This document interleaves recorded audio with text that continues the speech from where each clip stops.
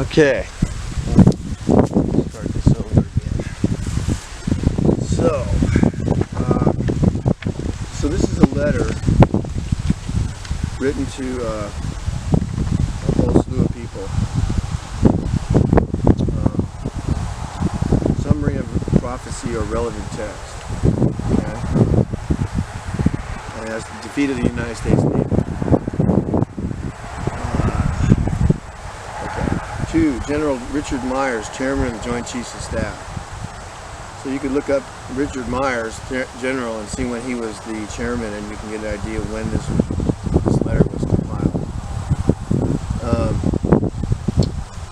Information. So this means that this was sent to all these other commands. Okay, CNO, Vice Joint Chairman of the Joint Chiefs of Staff, CSA, Chiefs of Staff, SMA, CSAF, CMC, SINCUR, SACUR, USU, UCOM, SINCPAC Fleet, SINCLANT Fleet, COMSUBPAC, COMSUBLANT, SINCSENT, Commander JCSE, CG Southcom, CG ForceCom, CG Northcom, CG Alaskan Command, Senator Allen and Congressman Goody and Cantor. Subject: predicted destruction of a U.S. Navy carrier task force. Reference: my letter to you, subject: Soviet defeat of the USS Kitty Hawk's radar surveillance screen in Westpac, dated 10 February 2002. Reference letter was sent to you and 14 flag officers, including 9 members of Congress, conclusively proving that the Soviets now have spoofing capabilities which can defeat our best radar technology. The following will inform you of our coming naval defeat as a result of this pilfered capability. Moreover, you can thank Bill and Hillary Clinton for the spoofing technology transfer in 1993 and 1994. The reference letter also details how this transpired and can be found on page 129-130 of the book America Sold Out, published in 2003. General, I have a friend who, during the 9 years I have known him, has never been wrong on any prediction he has made. This includes, but is not limited at all to, the Dow Jones Industrials bottom out on 24 September of 2002 and the rise of per barrel oil prices to the very dollar amounts this year. The subject prediction detailed below concerns the United States Navy. Some days ago, my friend was given a Holy Ghost vision of a U.S. Navy carrier task force consisting of 15 ships and 3 subs being attacked by Chinese PRC forces. In the scenario, there was a football-shaped fleet sailing in formation. There were 14 surface ships ahead of or around the flagship, a CVA or CVN. Suddenly, the carrier, CVN is a nuclear-powered aircraft carrier. The CVA is a non-nuclear powered aircraft carrier. Suddenly the carrier, which was in the center of the formation, was hit on the port side. Now I have a note to put out on this also. I had a dream in 1980 that was almost, it was exactly like, it was this. I was there. And I didn't know it then, but when I read this explanation on this thing just recently, it was like, this guy saw the same thing I saw, okay? But he saw it in more detail as far as the rest of the fleets are concerned. Okay, so there were 14 surface ships around the flagship. Suddenly the carrier, which was in the center of the formation, was hit on the port side. A huge hole opened, and the carrier then slowed and shuddered to a stop. Before any planes could be launched, it rolled 30 degrees to port. So, you know, this is a ship. It's rolling this way, okay, to the port, to the left. And that's exactly what I saw in my dream. Anyway,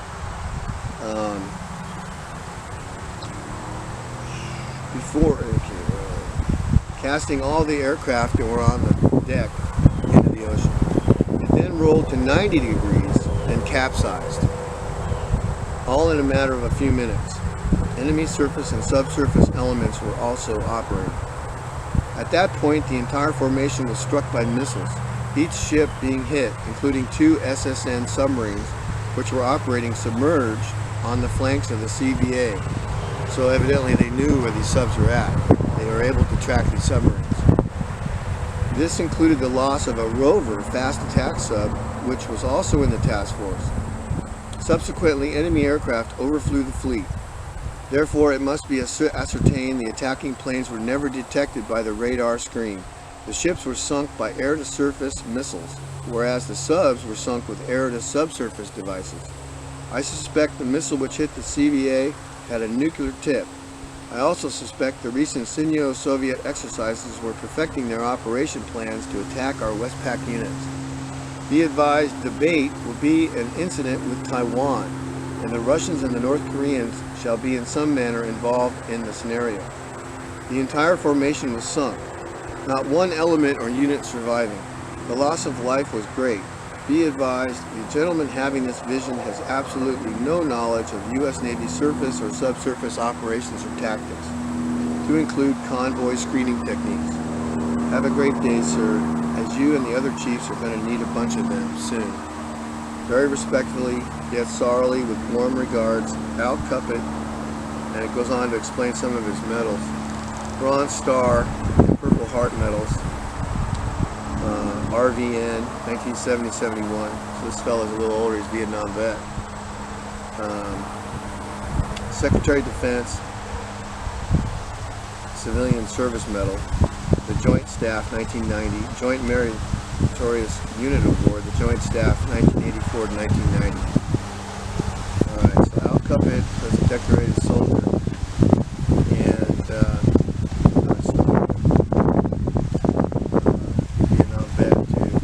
One of the older fellows over there in Desert Storm, I guess. Thank God for him. So anyhow, so I had this dream back in 1980, and I was on the flight deck toward the stern of the boat, which is on top of the flight deck, though, toward the aft section of the boat. I was on the starboard side. I was only probably about maybe 5 yards from the edge of where the catwalk is, and suddenly I was gazing sort of towards the front of the boat, but not maybe off to like at a 2 o'clock, 3 o'clock position. And there was this huge explosion up forward, and it just was immense, and it lifted the boat, literally lifted the whole boat up. And then the boat came back down, swoosh, you know. And as it came back down, it started to list. And it was lifting to the port side. And so I started scrambling for the catwalk. I was, you know, like in that movie Titanic, where Rose, I guess, and Caprio guy, they were running up and trying to grab onto the railing to get on top of the railing. I was doing the same exact thing. And every time I see that movie, it reminds me of it. But anyhow, so this boat is just starting. It's starting to capsize, and I'm scrambling for the catwalk, and I wake up. Okay, and at the time I was on board an aircraft carrier, and I was sleeping in the berthing compartment, and I wrapped my head on the bunk above me, in getting up, and it helped me remember the dream. So, but I just thought I'd mention that. This scenario, okay, in light of what's going on with Taiwan right now, you know, it's our Navy. They don't probably. There are some probably in the higher up that know, but I would think that the lower echelon troops, sailors, you know, some may be aware of it. I don't know. I don't think many of them are. That they're basically sitting ducks. Okay, they don't know it, and they are the Chinese and the Russians and the North Koreans or whoever. They're not going to play their hand and divulge that they have their number, okay, until it's time to do it. So they're going to let things keep going as they are until the day arrives when they decide to launch their attack. And when they do, they'll probably hit Hawaii and Guam, basically, throw a monkey wrench in the Navy's ability to ramp up a sizable force to come and help rescue Taiwan. And evidently at that time, the policy will be to assist Taiwan. Okay? The United States will assist Taiwan. They will come to their aid. They will attempt to. But it looks to me like because of the fact that the Chinese and the Russians have this card to play that is so, it's a huge trump card, okay, that they know how to defeat our radar, and they know how to also zero in on our submarines, and they probably know exactly where they are, and they can eliminate them, at a whim whenever they want to. And I would imagine if our Navy does know this, they're not publicizing it, and evidently they won't right up until the day it happens. So, and if you know people in the Navy or you know people in the military, you tell them to look up Mr. Cuppet there, online and check it out.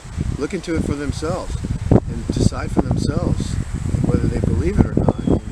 And, you can refer them to this video, but I pray for these kids, because they're just going to get the boat's completely capsized, which means there's not going to be a whole lot of time for any of the crew to really get off the boat. Okay, it's going to happen within minutes, and the people that may make it, if any, are the guys that are on the flight deck at the time. They're able to jump off into the water, and they'll be sliding down that. Okay, so they'll be sliding down the flight deck, and the flight deck's covered in this material they call it non-skid. Okay, it's like really coarse sandpaper. Okay, and they're going to be sliding down this, and in the boat, if they can get away from the boat quick enough, which I highly doubt they will be able to do that because of suction and everything else that'll be going on at the same time, that boat's just going to flip right over top of these guys and push them down into the water pretty deep. And if they get it depends on the hydraulics of what's going on underneath the boat, and they might be able to swim out if they took a good deep breath and they didn't get injured too badly. Some might make it, but the point is that these kids, some are in their 40s, probably, maybe 50s, but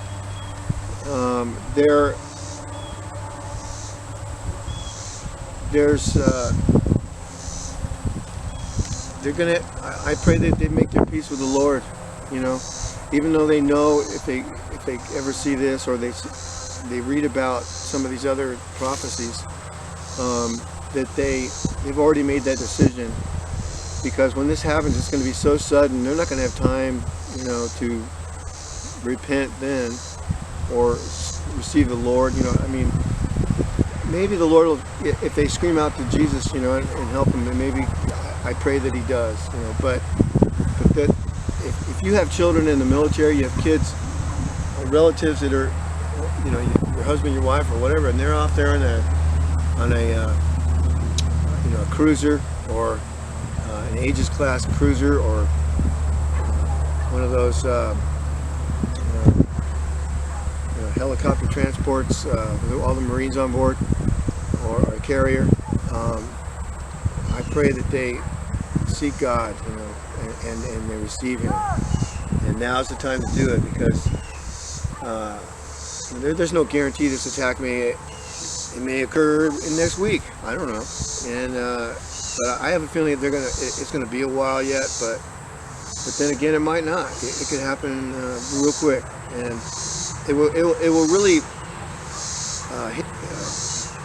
cause a heavy blow to hit the morale of the country. Okay,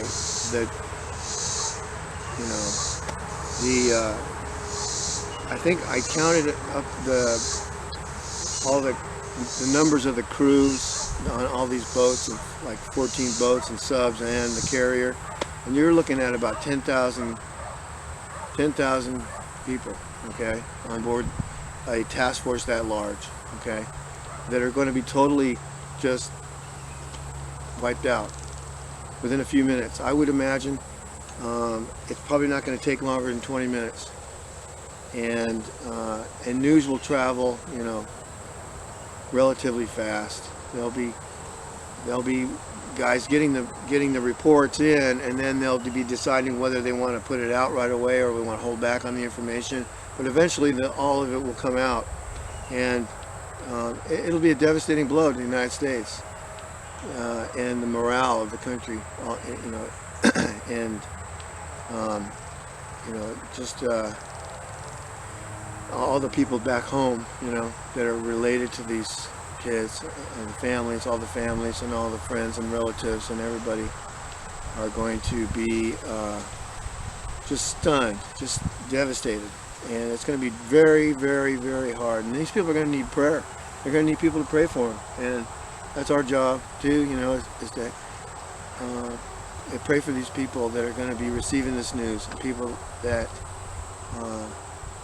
you know, I don't think there'll be funerals, but there won't be no caskets, and there'll be thousands of flags folded up, handed out to all these folks, and there's nothing good about it, really. You know, it's a hard thing, and you know, being a former service member in the Army and in the Navy, you know, I know these things are coming, and it's still, and I know, you know, God comforts me about it, but still, it still hurts. It's a hard thing. So, anyhow, I wanted to go over another lady's, that Vicki Purnell, what she had to put out. And she had a dream. This was back on the 7th of August of this year, and the dream was pretty extensive and pretty detailed. And she you know, prayed about it and retained it all, and she has a video out about it, so you can look her up. Her name is Vicki Goforth Purnell, and she was on the 444 Prophecy channel with this dream, so you can look up in their archives and find this, and then you can listen to the whole thing. It's kind of lengthy, takes a while, but it's a lot of information in there, and it's a huge warning, you know, also. And so, like I said, if you know people in the military and you love them, you might want to get this information out to them. And you know, I can go over everything. I wrote it all down, and I mean, I had to stop the video, you know, and write it down, and then start it, and then stop it, and then write it down, you know. But because I wanted to refer to it, and there's a lot of information in there, and it has to do, some of it with fallen angels and whatnot, and how they're behind a lot of all this. They're behind it. I mean, it's, you know, a lot of our leadership is in cahoots with them, okay?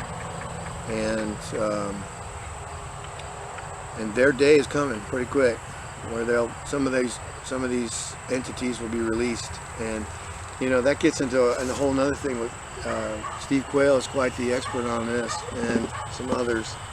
But it has to do with the fact that these fallen ones, they're going to stage this huge